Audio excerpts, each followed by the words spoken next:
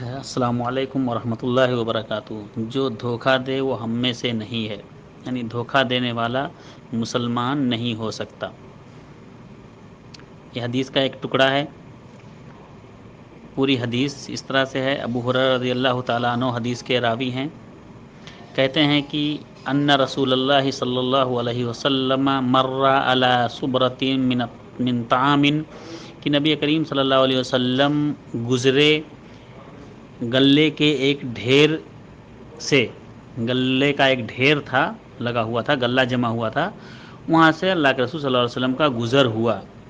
فادخل یدہ فیہا، تو نبی کریم صلی اللہ علیہ وسلم نے اپنا ہاتھ اس غلے کے اندر ڈال دیا۔ فنالت اصابعہ بللا، تو نبی کریم صلی اللہ علیہ وسلم کے ہاتھوں نے، ان کی انگلیوں نے ٹھنڈک محسوس کیا، نمی محسوس کی اندر۔ فقال، تو نبی کریم صلی اللہ علیہ وسلم نے فرمایا، یا صاحب الطعام ما ھذا، اے غلہ فروش، اے غلہ بیچنے والے، اے یہ کیا ہے؟ ما ھذا، یہ کیا ہے؟ اوپر سے سوکھا ہے، نیچے گیلا ہے، یہ کیا ہے؟ یہ کیا ماجرا ہے؟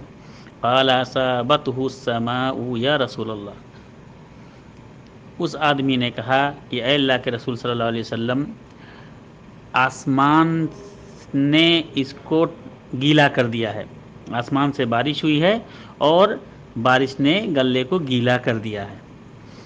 تو اللہ کے رسول صلی اللہ علیہ وسلم نے فرمایا کہ افلا جعلتہ فوق الطعام حتی یراہ الناس، تو جب اس کو گیلا کر دیا ہے تو اوپر سے سوکھا کیوں رکھا ہے تم نے؟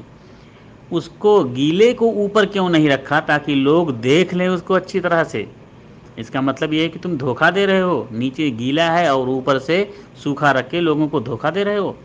ثم قال، پھر نبی کریم صلی اللہ علیہ وسلم نے فرمایا، من غش فلیس منا، کہ یاد رکھو جو دھوکہ دے گا وہ ہم میں سے نہیں ہے، یعنی وہ ہم میں سے نہیں ہو سکتا ہے۔ اسی لیے غش، دھوکہ دینا اسلام میں حرام ہے۔ اس حدیث کو امام ترمذی رحمہ اللہ نے نقل کیا ہے اپنی سنن ترمذی کے اندر، اور علامہ البانی رحمہ اللہ نے اس حدیث کو صحیح قرار دیا ہے، اور امام ترمذی رحمہ اللہ نے بھی اس حدیث کو کہا ہے حدیث حسن صحیح، یہ حدیث حسن ہے، صحیح ہے۔ السلام علیکم ورحمۃ اللہ وبرکاتہ۔